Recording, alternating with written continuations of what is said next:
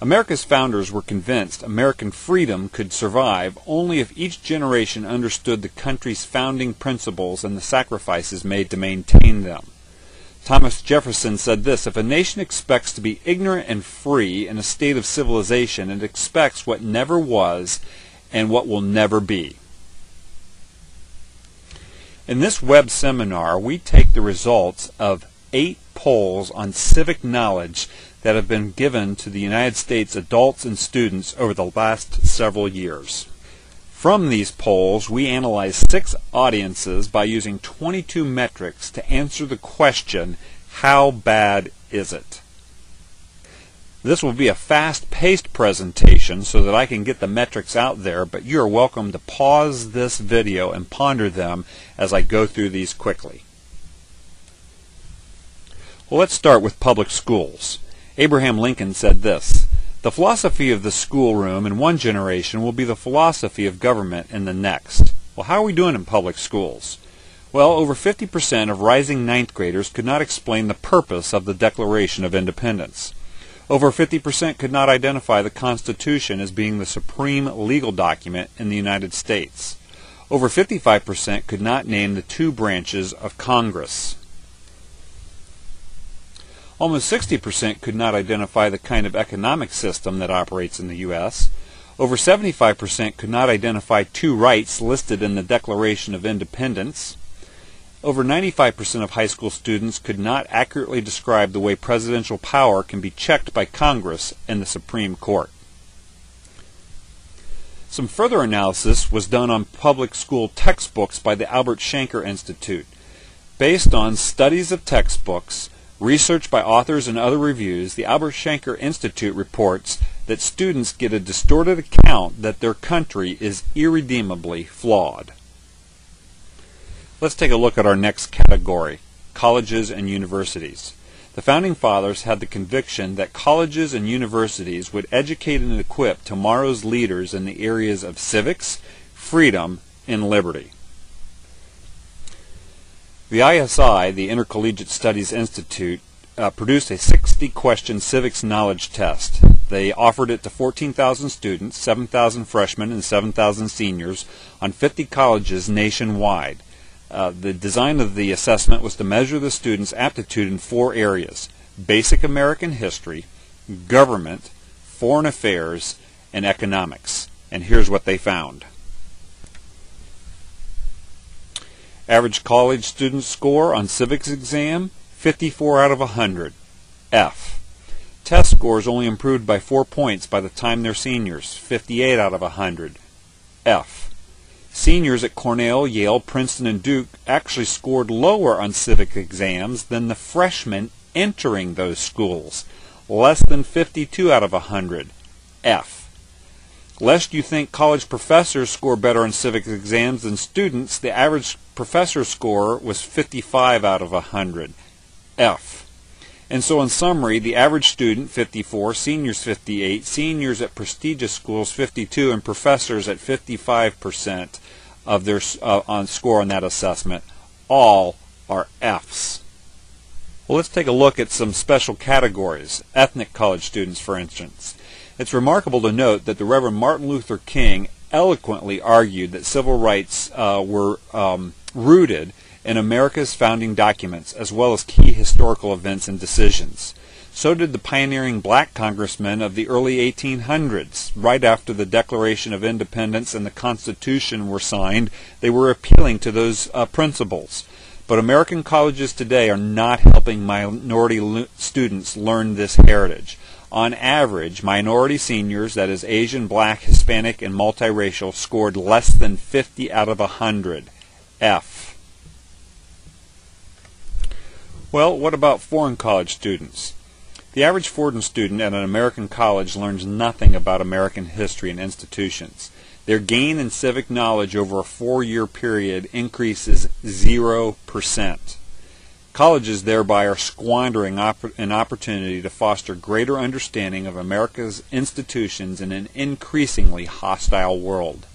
And so when you look at these numbers compiled, 54, 58, 52, 55, less than 50, they all are Fs.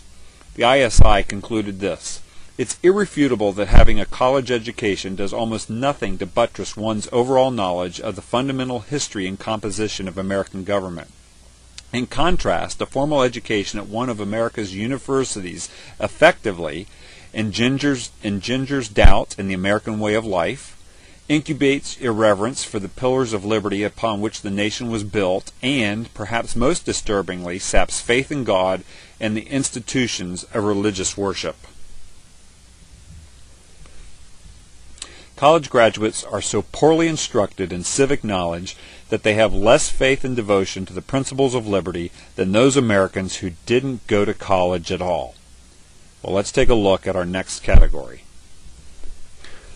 Let's take a look at young adults. I have fewer metrics here, but these metrics are in fact very scary. Almost 45% of young adults 18 to 34 believe that since there are so many different ethnic groups and cultures in the U.S., there is no single definition of what it means to be an American. Almost 50% of young adults believe that Americans' founding documents are not still relevant for today. Did you catch that? Almost 50% of young adults believe that Americans' founding documents are not still relevant today. These are very, very, very scary statistics. The freedom and liberty that have been sacrificed, fought, and died for really could be lost. Let's take a look at our next category, adults. ISI also did some studies in this area. On a basic civics knowledge test, they created 33 questions that they asked over 2,500 Americans, and here are the results. 27% could not name one right or freedom guaranteed by the First Amendment. 51% could not name the three branches of government. 71% failed the basic civics knowledge test. Well, what about a subcategory of adults, elected officials? Shouldn't they know something about these things? Well, elected officials scored in this fashion. 30% did not know that life, liberty, and the pursuit of happiness are the inalienable rights referred to in the Declaration of Independence.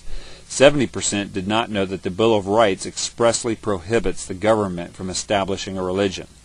Overall, 74% of elected officials failed basic civics knowledge test.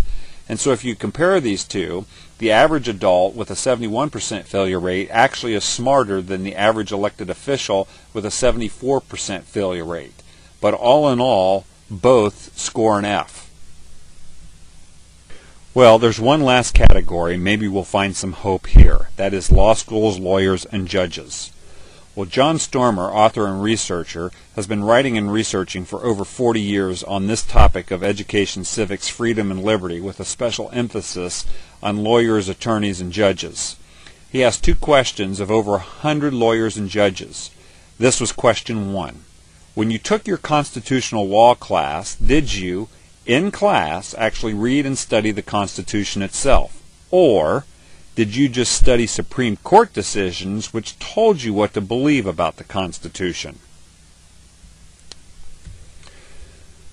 More than 100 attorneys and judges were questioned over a 2-year period, and this was the result. Only 2 of them, 2 out of 100, reported that they actually read and studied the Constitution in their constitutional law classes.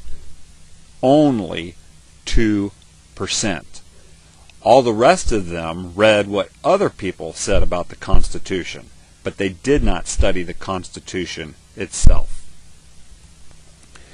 Well, what conclusions can we draw? We started this webinar with this quote from Thomas Jefferson. If a nation expects to be ignorant and free in a state of civilization, it expects what never was and never will be. ISI concludes this. With limited thinking abilities and knowledge of their heritage, Americans set themselves up as easy prey for charlatans, hustlers, and quacks. If they don't know the constitutional limits placed on Congress and the White House, politicians can do just about anything they wish to control their lives. The Bradley Foundation summarized it in this fashion.